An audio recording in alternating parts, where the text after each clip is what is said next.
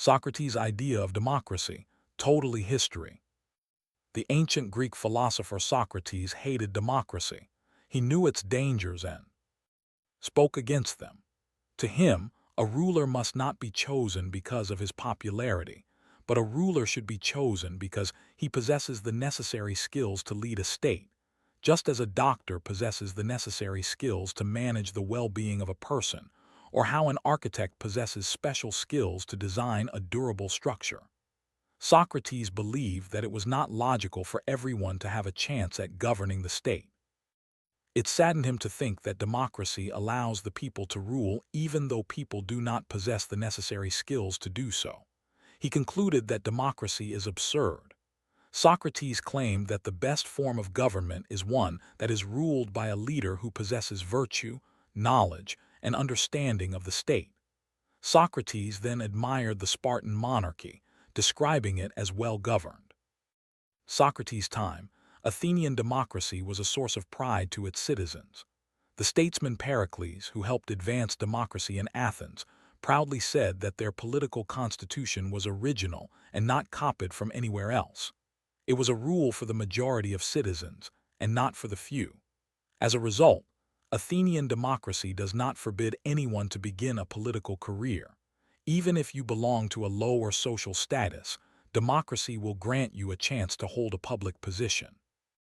According to Pericles, Athenian democracy was freedom. All citizens were free to do as they pleased, even in their everyday lives. And Pericles had the whole of Athens to back up his words. To many, if not all of Socrates' contemporaries, democracy might have posed no danger to anyone. It might even have seemed to be the most practical political arrangement because political careers are open to everyone. This characteristic of democracy should have appealed to Socrates because people like him might have succeeded in this democratic society. He, too, was open-minded on almost any subject under the sun. Instead, he despised the rule of the people. In Plato's Republic, which contains Socrates' views on democracy, Socrates says that the Athenian state is like a ship. He says the ship's captain is a big, strong man, but he is deaf. His eyes are blurry, and he cannot see where he is sailing to. Meanwhile, his crew all lead chaotic lives on the ship, consuming the food supplies and arguing continually about who should be the rightful captain of the ship. All this happens while every one of them is convinced that he is the best qualified to be the captain, knowing that no special ability is needed to be won. What results is a ship sailing to no specific destination. In Socrates' sharp criticism of democracy, the ship's owners are the citizens of Athens. Owners are of Athens. The people are powerful, but they do not possess the knowledge and intellectual understanding to govern themselves. With their blurry eyes and unhearing ears, the ship called Athens will not be able to plot a clear destination, let alone reach one. Meanwhile, the crew is the babbling politicians, the skillful talkers, and the arrogant aspirants for public office. They continually bicker with each other in their attempt to influence and persuade others that they are the best men for the job of governing Athens. Socrates clearly wanted his fellow Athenians to think harder about how their ship was being sailed. He wants them to stop trusting the ship's owners or crew and instead search the ship for somebody who does not speak in a loud voice, who has been ignored by many, but who possesses knowledge and virtue. Socrates is suggesting to his fellow Athenians that the man who is qualified to rule is the philosopher. In an ironic turn of history, Socrates was killed by democracy itself. Socrates conversed with many people and was known for asking questions that involved Athenian culture, any ques, and conventional notions about the gods. People had the impression that he was trying to undermine Athenian values. Athens was politically unstable during that time, having to Athens just combined forces with Sparta to defend Greece against Persia. Then Athens went on a 27-year war against Sparta and lost. Sparta then threw aside Athens' democracy and ruled her with an oligarchy. This suited Socrates because two oligarchs ruling Athens happened to be his followers. Then, in 403 BC, the oligarchs were forced out, and democracy was restored. Socrates' political support vanished, and he was persecuted for his relentless questioning of conventional notions. To the loud-talking, influential politicians of Athens, not only was his association with the oligarchs a threat, even his philosophy was a threat to the normalcy of society. He made his last plea to his fellow Athenians during his trial, telling them that Athens needed a critical person like him. He said that he was like a gadfly who stings a large horse, like Athens, in order to wake it up. But his fellow Athenians had already been influenced by the loud-talking politicians, and Socrates was then charged with inventing new gods and corrupting the youth. The philosopher was sentenced to death by drinking a potion made from the poisonous plant, hemlock. Plato's The Republic, Internet Encyclopedia of Philosophy. Since the mid-19th century, The Republic has been Plato's most famous and widely read dialogue. As in most other Platonic dialogues, the main character is Socrates. It is generally accepted that The Republic belongs to the dialogues of Plato's middle period. In Plato's early dialogues, Socrates refutes the accounts of his interlocutors, and the discussion ends with no satisfactory answer to the matter investigated. In the Republic, however, we encounter Socrates developing a position on justice and its relation to eudaimonia, happiness. He provides a long and complicated but unified argument in defense of the just life and its necessary connection to the happy life. The dialogue explores two central questions. The first question is, what is justice? Socrates addresses this question both in terms of political communities and in terms of the individual person or soul. He does this to address the second and driving question of the dialogue. Is the just person happier than the unjust person? Or what is the relation of justice to happiness? Given the two central questions of the discussion, Plato's philosophical concerns in the dialogue are ethical and political.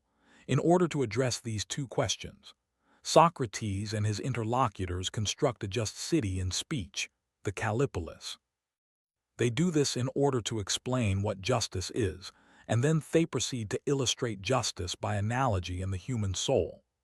On the way to defending the just life, Socrates considers a tremendous variety of subjects such as several rival theories of justice, competing views of human happiness, education, the nature and importance of philosophy and philosophers, knowledge, the structure of reality, the forms, the virtues and vices, good and bad souls, good and bad political regimes, the family, the role of women in society, the role of art in society, and even the afterlife. This wide scope of the dialogue presents various interpretative difficulties and has resulted in thousands of scholarly works. In order to attempt to understand the dialogue's argument, as a whole, one is required to grapple with these subjects. Aristotle's Politics, Grade Saver, Stanford Encyclopedia of Philosophy. Aristotle, b. 384 d. 322 BCE, was a Greek philosopher, logician, and scientist. Along with his teacher Plato, Aristotle is generally regarded as one of the most influential ancient thinkers in a number of philosophical fields, including political theory. Aristotle was born in Stagira in northern Greece, and his father was a court physician to the king of Macedon. As a young man, he studied in Plato's academy in Athens. After Plato's death, he left Athens to conduct philosophical and biological research in Asia Minor and Lesbos, and he was then invited by King Philip II of Macedon to tutor his young son, Alexander the Great. Soon after, Alexander succeeded his father, consolidated the conquest of the Greek city-states, and launched the invasion of the Persian Empire. Aristotle returned as a resident alien to Athens and was a close friend of Antipater, the Macedonian viceroy. At this time, 335–323 BCE, he wrote, or at least worked on, some of his major treatises, including the Politics. When Alexander died suddenly, Aristotle had to flee from Athens because of his Macedonian connections, and he died soon after. Aristotle's life seems to have influenced his political thought in various ways. His interest in biology seems to be reflected in the naturalism of his Politics. His interest in comparative politics and his qualified sympathies for democracy as well as monarchy may have been encouraged by his travels and experience of diverse political systems. He reacts critically to his teacher Plato, while borrowing extensively from Plato's Republic, Statesmen, and Laws. And his own politics is intended to guide rulers and statesmen, reflecting the high political circles in which he moved. The city is a political partnership that comes into being for purposes of self-sufficiency, but exists primarily for the sake of living well. Man is by nature a political animal, because he has the ability to communicate and to dialogue and about justice and the good. The city is prior to the individual. Natural slaves are those who perceive reason but do not have it. It is mutually beneficial that such people be ruled. There are also slaves according to the law, who may or may not be natural slaves. Mastery is rule over slaves, but political rule is rule over free and equal persons. Holding women, children, and property in common, as Plato suggests in the Republic, is not beneficial to the city. Holding property in common will not reduce factional conflict, but may actually increase because of a sense of injustice. A citizen in the strict sense is one who shares in making decisions and holding office. Citizenship is therefore essentially democratic, but the notion of citizenship in practice must differ according to the nature of the regime. Commonly speaking, however, a citizen is usually considered to be anyone whose parents are citizens. The virtue of a good man and an excellent citizen may be different, because the virtue of a citizen is determined with a view to the preservation of the regime. To the extent the actual regime approximates the best regime, the virtue of a good man and an excellent citizen will coincide. Correct regimes are those which look to the common advantage. Deviant regimes are those which look to the advantage of the rulers, and they involve mastery rather than political rule. The correct regimes are kingship, aristocracy, and polity. The incorrect regimes are deviations from those and are tyranny, oligarchy, and democracy, respectively. Kingship is rule by one person, aristocracy is rule by a few based on merit, and polity is a mixture of democracy and oligarchy. Democracy is rule by the multitude, oligarchy is rule by the wealthy, and tyranny is monarchic rule of a master. Justice is equality for equals and inequality for unequals. Because the city exists for the sake of living well, virtue must be a care for every city. Which have authority. The multitude may collectively be better judges of certain things, so it is proper for them to share in deliberating and judging, but they should not share in the highest offices. Laws need to be made in accordance with the regime. The just one's regime is, the more just the laws will be. The good of politics is justice. The best claim to rule is education and virtue, but there is also a claim to rule based on wealth and on numbers. A regime must be based on the rule of law. Polity is the best attainable regime, and is formed by the mixture of oligarchy and democracy. A well-mixed polity should reinforce the good parts of each regime while minimizing their shortcomings. The middling element of city is very important for its stability, because it is the most willing to listen to reason and can arbitrate between the very poor and the rich. The middling sort is the least likely to engage in factional conflict, and they make the best legislators. As much as possible, the city should be made up those who are equal or similar. Factional conflicts arise because of disagreements over justice. There are two types of equality: numerical equality and equality according to merit. Disputes over different claims to justice can lead to conflict and revolution. To preserve regimes, it is necessary to enforce the laws well, and to arrange offices so that one cannot profit from them. Regimes should take care not to alienate any one portion of the population. The middling element is very important because they tend to mitigate factional conflict. The greatest method of preserving a regime is education relative to the regime, which means education to appreciate the claims of justice that the non-ruling element has. The problem with democracies is that they define freedom badly, which leads to slavery.